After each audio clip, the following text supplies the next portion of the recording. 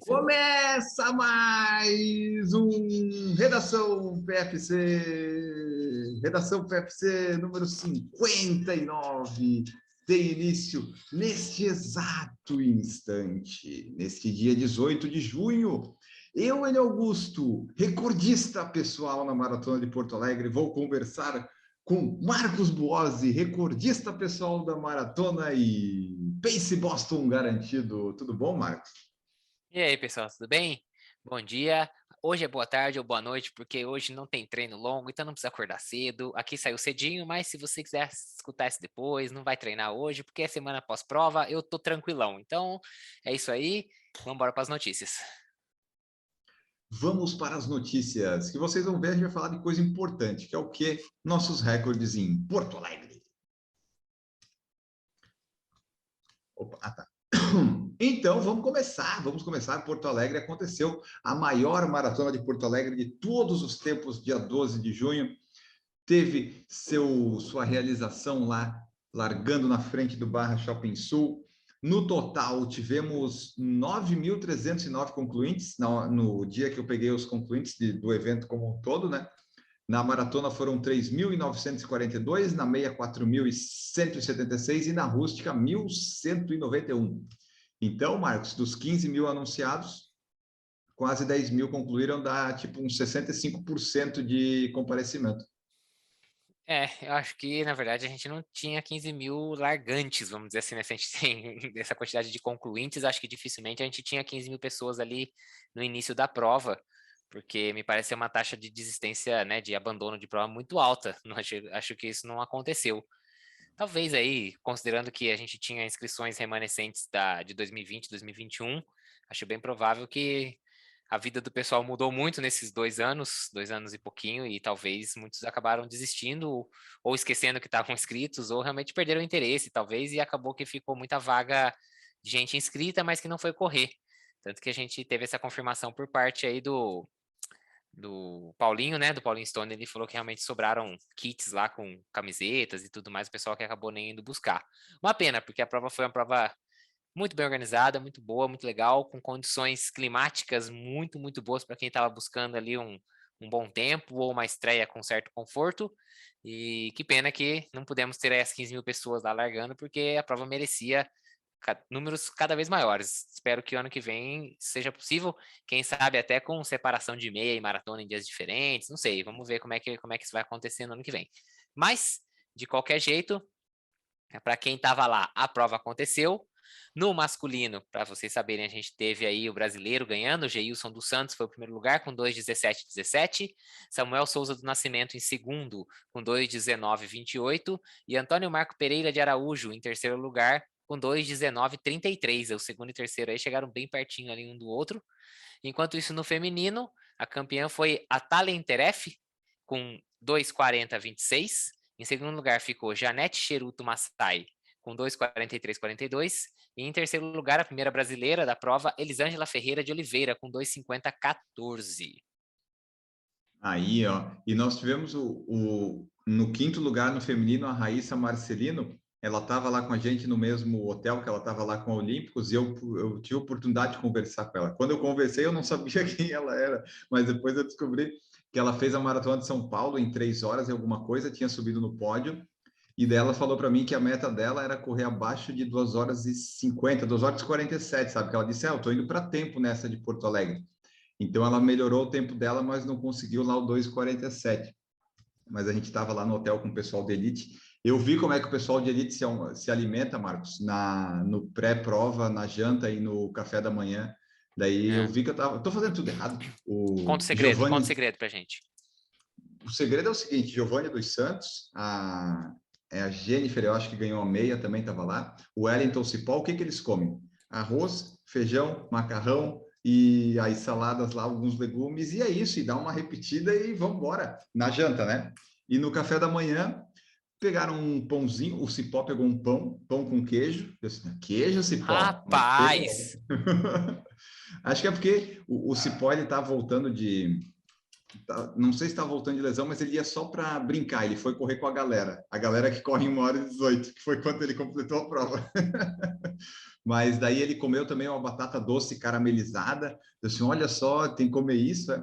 Eu comi um pão, né? Porque como largou muito cedo, né? Quer dizer, não é que largou cedo, a gente teve que acordar muito cedo para ir para lá, então dessa vez eu não corri em jejum.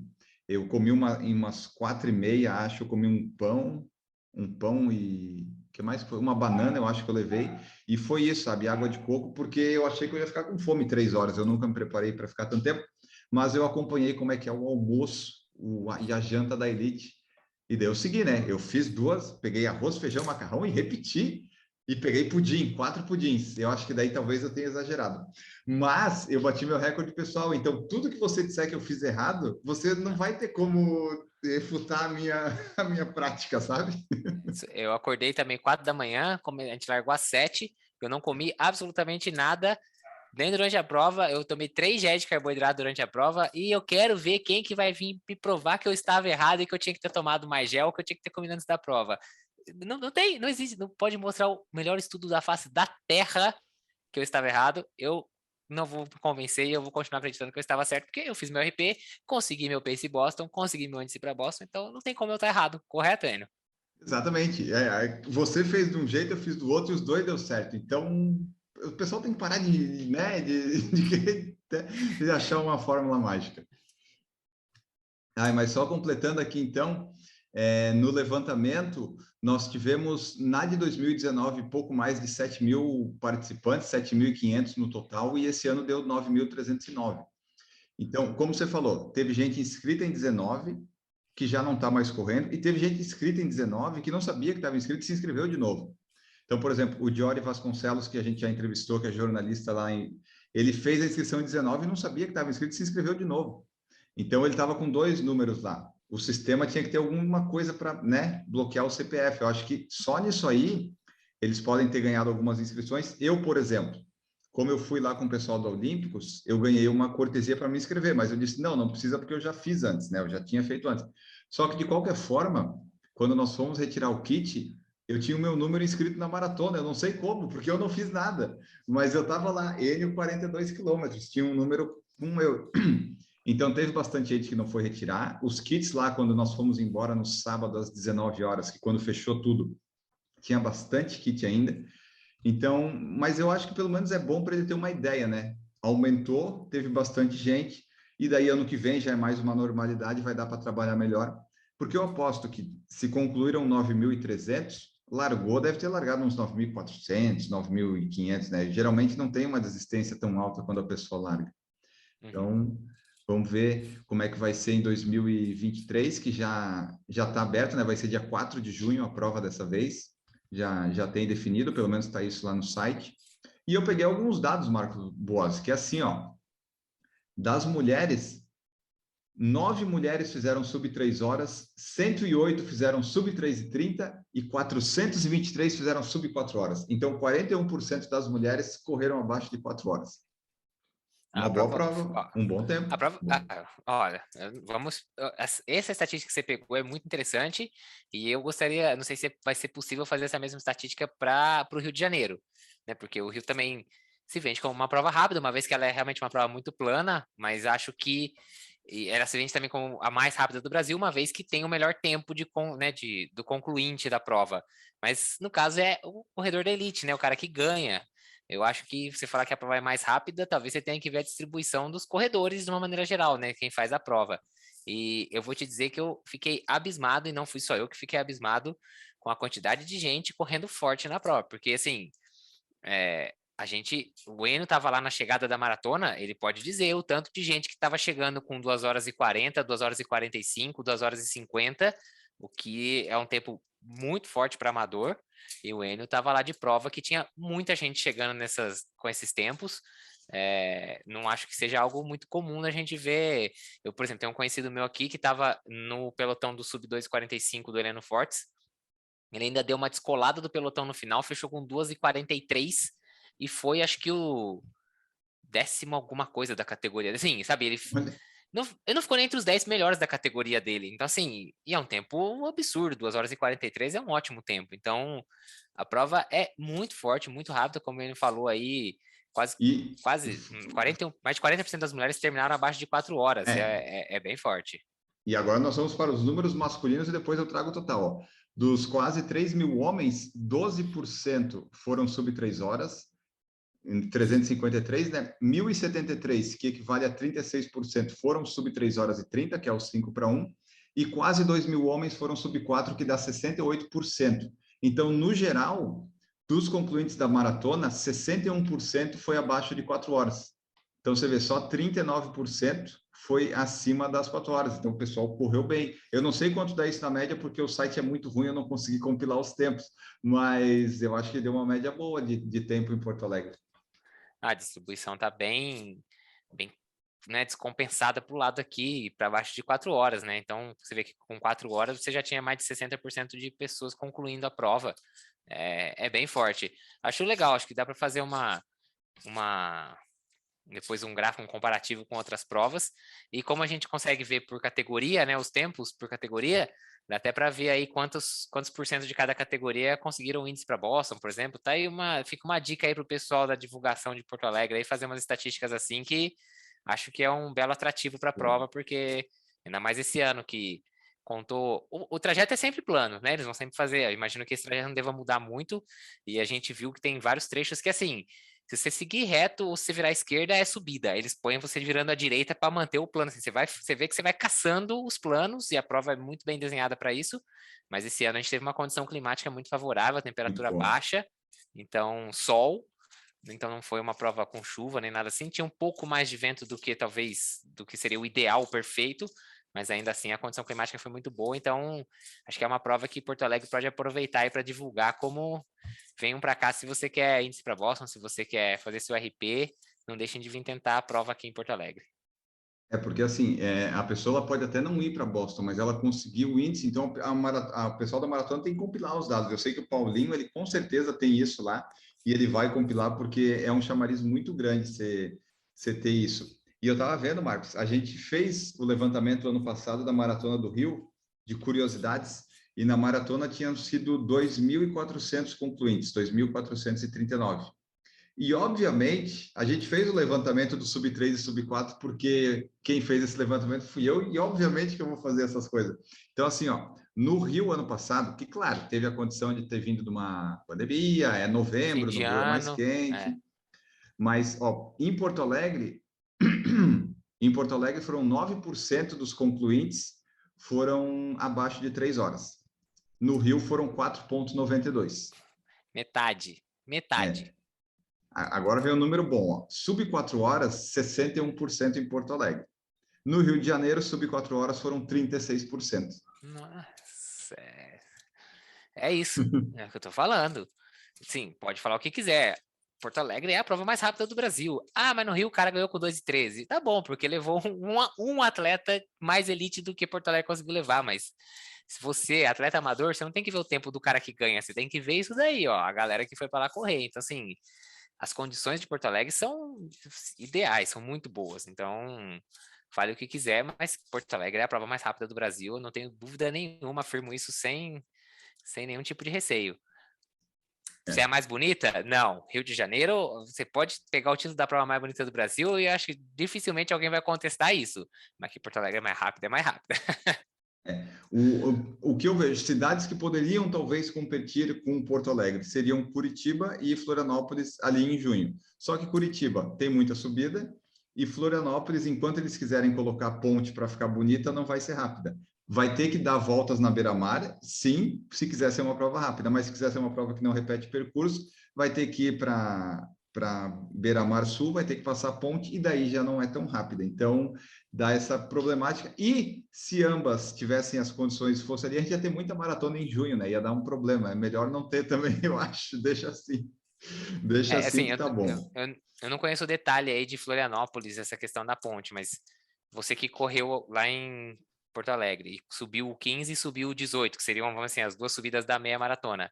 Comparadas com o 15 e o 18, essas subidas de Floripa são bem piores. Né, Floripa, na verdade, daí, a única subida que tem as subidinhas do viaduto, que daí você passa rapidinho, mas não atrapalha tanto, mas a da ponte, sim, a da ponte não tem nem comparação. O tanto de tempo que você perde e a energia que você gasta subindo ali para subir e descer a ponte. Nem se compara com a subida do 15 e do 18, por exemplo, da meia maratona. Vou te falar que a do 28 e do 32, a do 28, sério, eu achei que não. A hora que eu subi, eu falei, não, não deve ser essa aqui. Eles não contaram isso aqui como a subida do 28 é nada. Tipo, é uma subidinha de um viaduto, assim, sabe, que passa por cima da outra rua. Mas Uhum. é ridículo, assim, é zero, zero, zero. A do 28 eles não deviam nem contar, sério, assim, eu particularmente fiquei feliz na hora que eu passei na do 28, falei, era isso a do 28? Ah, então beleza, uma a menos, então, porque essa nem conta, assim, é bem tranquila mesmo. Não, Porto Alegre é muito plano. O pior mesmo para mim é quando passa na Tristeza, ali na Zona Sul, né? Aquilo ali para mim é a pior parte, porque é um terreno mais acidentado. A subida do 15, ela é um pouco mais curta, né? Daí em seguida já desce. Eu acho até ok. A do 18 é que me pegou um pouquinho mais, porque é quase 1 quilômetro, né? Que é um falso plano É, que você não sente, mas sente. Enfim, mas fora isso, dá para recuperar. Eu acho que é muito difícil você competir com o frio e com a planitude de Porto Alegre. a do 18, eu particularmente acho a do 18 mais tranquila do que a do 15. A do 15, por ter, assim, são dois topzinhos, são bem curtos, mas tem uma inclinação, você vê a subida. A do 18 é aquele falso plano que vai embora, é óbvio que impacta no ritmo, impacta. Mas eu me sinto melhor correndo nesse tipo de falso plano do que pegar o topzinho, assim, porque Entendi. dá aquela empinada. Mas eu acho, assim, são, são recuperáveis, são subidas recuperáveis. A do Sim. 15 você faz dois topzinhos, aí você desce de uma vez, as duas de uma vez só, né? E a do 18, depois que você passa também, você desce, embora na hora que a gente entrou na descida para virar na avenida ali, a gente começou a pegar o vento contra, e aí não, né, já tinha É. já um outro fator ali atrapalhando, mas a prova é realmente, eles caçam um trajeto plano, porque eu tinha uma outra impressão de Porto Alegre, eu achei que Porto Alegre fosse uma cidade plana, e rodando de carro lá fora do percurso, ela não é, não é plana não, ela tem muito sobe e desce, mas eles realmente acharam ali o percurso perfeito, o percurso ideal dentro da cidade. Isso. E se puder melhorar ainda, com certeza o Paulinho vai dar um jeito lá de passar a bicicleta num lugar ou de aterrar um ponto lá, né? Quanto mais plano conseguir, melhor. E só duas últimas considerações. A volta da Zona Sul da Tristeza, o bairro realmente, o nome condiz com aquela condição, porque não é que o bairro é feio e triste, não, mas é que para a condição da prova, é a pior parte do percurso da prova. Eu não corri a parte da maratona, né? Mas na meia, com certeza, é a pior parte, porque é um terreno que é meio instável, é ruim de correr, tem subida, tem descida. Realmente dá uma tristeza passar ali, porque é um momento difícil da prova. Eu vou dizer que ali, a única coisa que me animou um pouco é que é uma região que estava um pouquinho mais abrigada do vento quando comparada com a orla mesmo, né, ali na beira ali do rio, do Rio do Lago, não sei como é que eles chamam lá, mas vocês entenderam. E ali você entra na tristeza e realmente, sim, não é o negócio mais lindo do mundo, vamos falar bem a verdade, não é um negócio, a estrada dá uma estreitada, né, só uma pista de vai e volta, e tem ali realmente seus trechos de asfalto um pouquinho pior, mas a diminuição do vento me animou. A parte da maratona lá em cima, aquela volta grande que a gente faz, não é também um trecho, é um trecho, parece, vou falar para você, parece bem os trechos que a gente passa na Maratona de São Paulo, na meia Maratona de São Paulo, ali que sai do Pacaembu, sem o sobe e desce, claro, Uhum. mas assim, aquele pedaço de cidade mesmo, sabe assim, uns prédios, pichação, esse tipo de coisa assim, corredor de ônibus, esse tipo de coisa, e, e lá, mas assim, lá eu já estava sofrido e tinha bastante vento, então eu particularmente preferia até a tristeza do que aquele pedaço, mas acho que tem mais a ver com a minha condição na prova do que realmente Pode com o ser. cenário, E tem a ver, porque a minha condição na prova na Tristeza era de final de prova, então era contando os segundos, né? Você estava num é, ritmo mais tranquilo quando passou, né? é 18, isso. 15 na É. maratona, tá mais tranquilo. E para terminar sobre a Maratona de Porto Alegre, nós falamos nossas metas, né, Marcos Boas? Vamos comentar aí como é que foi nosso tempo, porque é raro a gente não atingir as metas. Até agora, acho que só eu não atingi na Maratona de São Paulo, mas o resto tudo a gente conseguiu fazer o que a gente se propôs. Qual que foi seu tempo na Maratona de Porto Alegre? Fiz 3 horas e 6 segundos. Eu estava tentando o meu índice para Boston, que é de 3 horas e 5 minutos. Então, óbvio que sempre com uma gordurinha, né? Como eu sempre gosto de falar, para garantir, aí tenta uma garantia um pouco maior. E consegui 3 horas e 6 segundos. Bati na trave aí de um sub 3.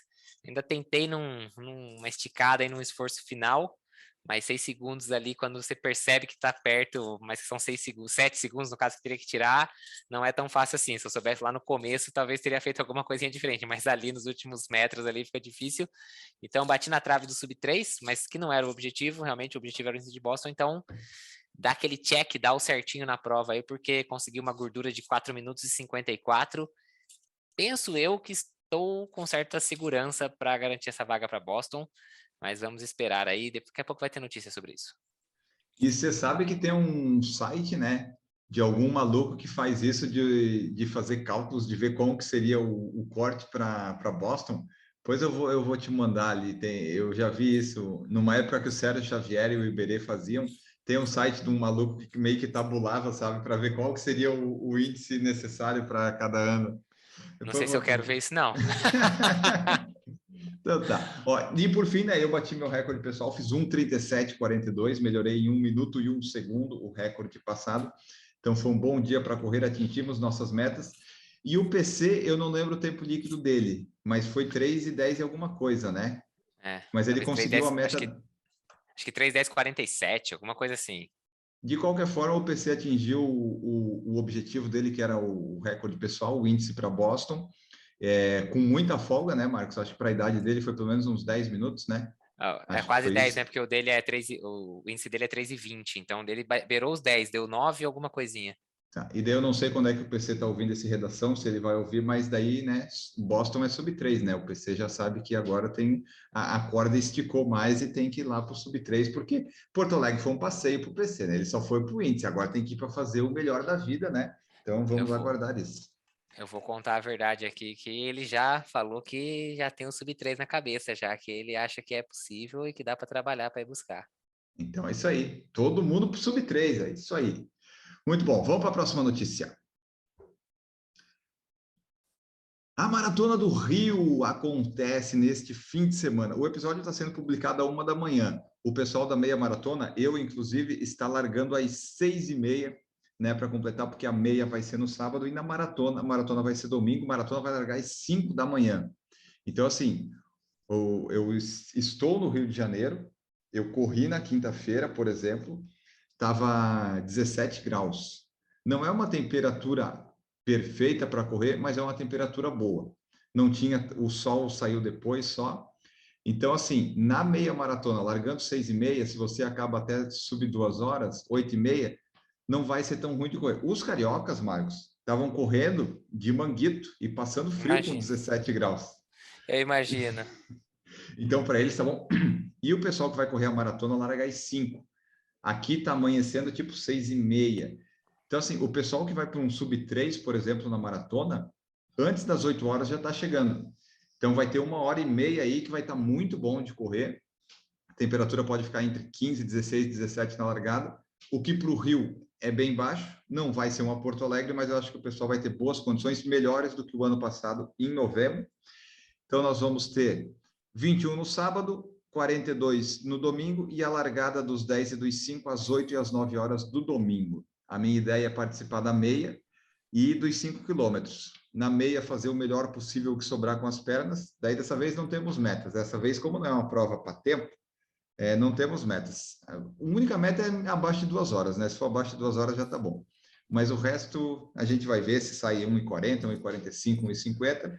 E os 5 quilômetros, se eu conseguir a inscrição que eu quero conseguir, aí eu quero tentar um recorde pessoal, pelo menos, que é 22:07. É 22:07 meu recorde, Marcos? Eu não lembro mais. Aí Eu não você, lembro de aí, 5. aí você complicou, aí você me complicou. Mas eu acho que era alguma coisa que você tinha falado, sim. Eu acho que é 22:07. Deixa eu ver aqui. Eu vou trazer aqui a informação, aproveitando que no domingo, estou vendo aqui na Vai. previsão do tempo, a previsão é de 18 a 21, para quem vai correr a maratona. E na parte da manhã, a gente já tem uma chance de 52% de chuva ao longo da manhã. Então pode ser aí que o pessoal, talvez que vai chegar um pouquinho mais tarde aí na maratona, vai correr mais para perto das 4 horas e alguma coisa, talvez pode até que pegue algumas pancadinhas de chuva. Vai ter um pouquinho de vento, ali nas casas de 10 a 15 km por hora. E já quem vai correr no sábado, na meia maratona, a previsão é de 19 a 25. Então vai estar um pouquinho mais quente do que no Pode ser que domingo. chova, né? E a Tava uma chance de chuva previsão também meio. é por volta de 60% de probabilidade de chuva no sábado pela manhã. Então, o pessoal que vai correr aí sábado ou domingo, sábado e domingo, né? Se você for fazer o desafio da Cidade Maravilhosa, que é 21 no sábado, 42 no domingo, não esqueçam de levar ali um plástico, alguma coisa assim, talvez umas sacolinhas para enrolar o pé antes da largada, para já não, se por acaso der umas pancadas de chuva, não largar encharcado. E quem for fazer apoio, quem for lá torcer, leve uma capinha de chuva, um guarda-chuva, uma coisinha assim, porque pode ser que chova durante a prova. É verdade, eu estava vendo isso quando eu estava conversando com o Silvio, ele disse que não vai chover no sábado, é só no fim de tarde. Eu não sei, mas pode ser que chova, e daí chover sempre atrapalha, né? Mesmo que não esteja tão frio, a chuva sempre dá uma incomodada. Mas vamos ver o que acontece. Eu vi aqui, meu recorde é 22,07, então se eu conseguir correr os 5 quilômetros, eu quero melhorar esse tempo. Vamos ver, no próximo Redação a gente conta tudo como é que foi. E agora uma notícia que interessou muito o Marcos Boas. O Marcos Boas ficou feliz, radiante, porque a Maratona de Boston anunciou novidades. Vai ter 30 mil participantes e as inscrições vão acontecer entre 12 e 16 de setembro.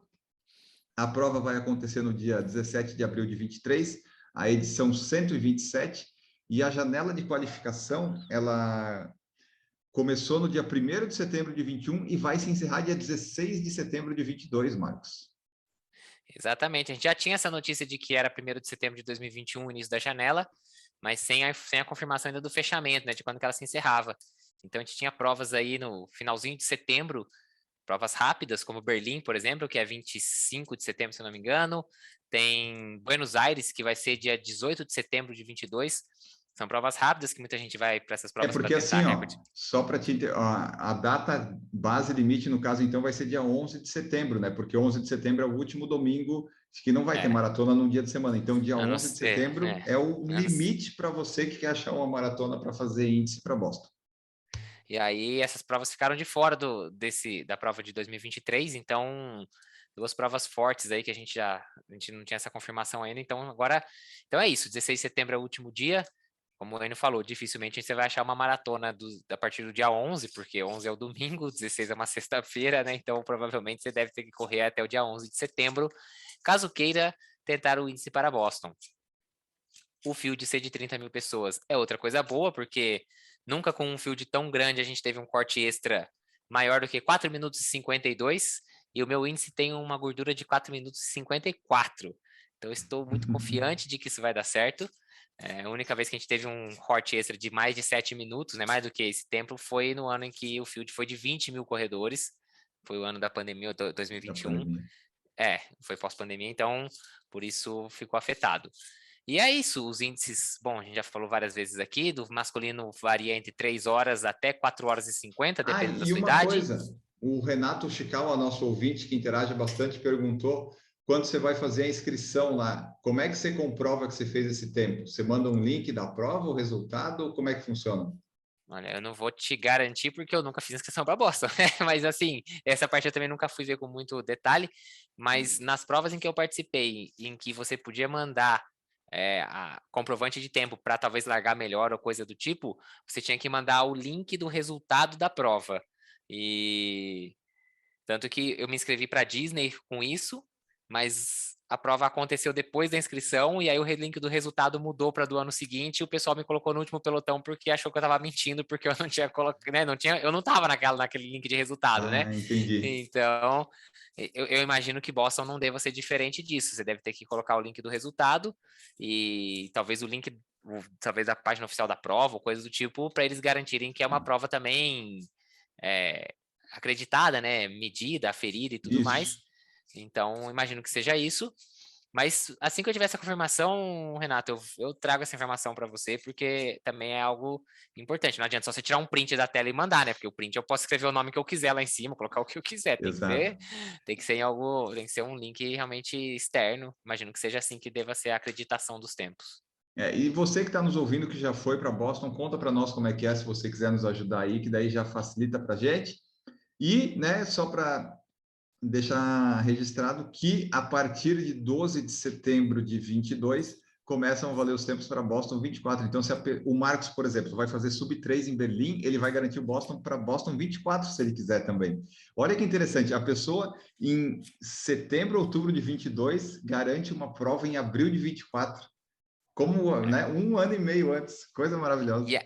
E isso é o cenário perfeito. Se você fizer a data fizer o aniversário no dia certo, essas são as condições mais perfeitas do mundo para você correr a seu índice 2 anos a menos do que você vai correr Boston. É assim, você tem que ter É nascido na época certa. verdade. Porque assim, você pode correr, por exemplo, em setembro de 22, vamos lá, corro Berlim em setembro de 22. E aí eu faço aniversário só em março de 23. Vou dar um exemplo. Eu corro setembro de 22, por exemplo, com 32. 38. 38, É, vai. com 38. Aí em março faço 39. Em março de 2024 faço 40, então eu corro Boston 2024 com 40 anos, já tô na 40, 45. Mas eu Já fiz meu caiu 5. índice com 38 anos e meio, vamos dizer assim, porque foi de março para setembro, a gente tem que considerar os 6 meses. Então você faz o índice 18 meses a menos do que você vai ter na prova. Sim, claro, tem que depender da sua data de nascimento e achar uma prova, mas existem pessoas que conseguem correr o índice 2 anos, com quase 2 anos a menos do que Que a daí data tu da ganha prova de 5 Boston. minutos, né? 5 ou 10 minutos você ganha. Isso, Eu depende. nasci dia 2 de abril, Marcos. Você, E tu também, tu nasceu em março. fevereiro, finalzinho de fevereiro. Tá. Mas ajuda já, ajuda. Já ajuda? Ó, imagina só, Enio, você correr, quando você tiver, vamos dizer que não mude os índices, você corre com 43, seu índice já é 3:20, enquanto no 40, 44, seu índice seria 3 horas e 10, você ganha 10 minutos. Então, tipo, no seu caso desse daí, você correria para um índice de 3:20 quando você ainda tem 43 anos, só que você só vai correr com 45, entendeu? Tipo, você tem 1 ano e meio de vantagem Coisa para boa tentar. isso. Olha, ó, anota aí, ó, não desperdiça esse tipo de coisa, não. Vamos anotar. Eu gostei dessa janela de 10 minutos. Mas então é isso, pessoal. Boston anunciou essas coisas e 2023 PFC estará em Boston. Esperamos que com a equipe completa. Mas aí vai depender, né, da gente conseguir verbas, parceiros e outras coisas mais. Mas a ideia é ir toda a equipe. Que no caso é eu e o Marcos e a Natália. E o PC vai junto. E a esposa, e vai todo mundo. Bom, vamos lá. O PC vai até com as crianças, ele falou. Ah, boa, tem que ir, Que né? não são mais tão crianças assim, né? A gente fala criança porque a gente é velho. Bom, ó, vamos fazer rapidinho só do Alisson, a da Pérez, a gente deixa para depois, porque Nova York está muito lá na frente. E na quinta-feira, dia 16 de junho, que é quando nós gravamos o Redação PFC, o Alisson dos Santos venceu mais uma etapa da Diamond League em Oslo. Ele segue invicto nos 400 metros com barreiras, ele ganhou a etapa lá na Noruega. E também nessa etapa teve o brasileiro Rafael Pereira, que foi bronze nos 110 metros com barreiras, um grande resultado. E o Petrúcio Ferreira ficou em segundo nos 100 metros em desafio das classes paralímpicas. Conta para nós aí um pouquinho, Marcos, rapidinho, mais essa vitória do Alisson dos Santos, o Pio, porque o Marcos, o Carsten Warholm, acho que não vai ser um adversário. Mais uma vez de nada, né? Por isso, lembra que foi o meu zóio gordo em cima do Carson Warholm que fez a lesão dele. O Ray Benjamin também, que é o americano lá, o outro grande corredor dessa distância, não participou dessa prova. Mas o Alisson ainda assim mostrou regularidade, né? Ele que já tinha ganho outras 2 etapas com 47,24, 47,23, fez 47,26 nessa. Então, assim, ele pode não ter adversário na pista, mas que ele mantém a regularidade e os tempos muito parecidos, ele mantém. Então, ele conseguiu essa terceira prova. Tá invicto ainda na prova na Diamond League desse ano, né? Não perdeu nenhuma, as 3 que ele participou, ele ganhou. E podemos dizer que ele vem na ponta dos cascos para o Mundial de Eugene, que vai acontecer agora no meio do ano. Não deixa assim, tá mais favorito do que nunca. Vamos ver como é que rende aí no dia da prova aí do vamos ver.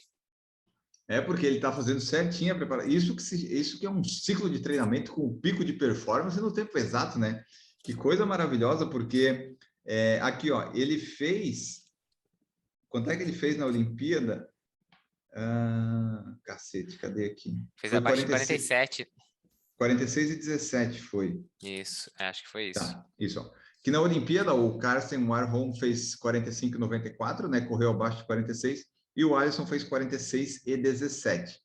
Então, no Mundial, acho improvável que eles corram talvez tão rápido quanto nas Olimpíadas. Não sei se vai ter uma condição tão perfeita que junte tudo, mas o Alisson está regular, como o Marcos falou. E nessa etapa, por exemplo, ele fez 47,26 e o segundo colocado fez 48,51. Então, assim, mais de 1 segundo na pista é muita coisa para 400 metros com barreira. Esses Ele tá caras, assim, sobrando.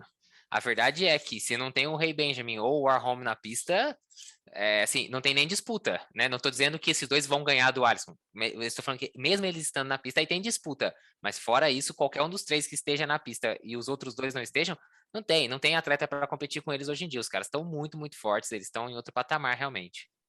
Exatamente. Então, o Alisson conseguiu mais um bom resultado. O Rafael Pereira também nos 110 metros com barreiras foi bronze, um ótimo resultado. E nós vamos ficando por aqui com nossos ótimos resultados também. Marcos Boazzi, muito obrigado. Valeu, pessoal. Muito obrigado por ter escutado. Se liguem aí. Não deixem de assistir a gente lá no YouTube também, em busca do Pace Boston. Season Finale. Vai lá, curte lá, assiste e deixa seu curtir e comentário. Isso aí, confere lá que saiu sexta. Até a próxima, pessoal. E tchau!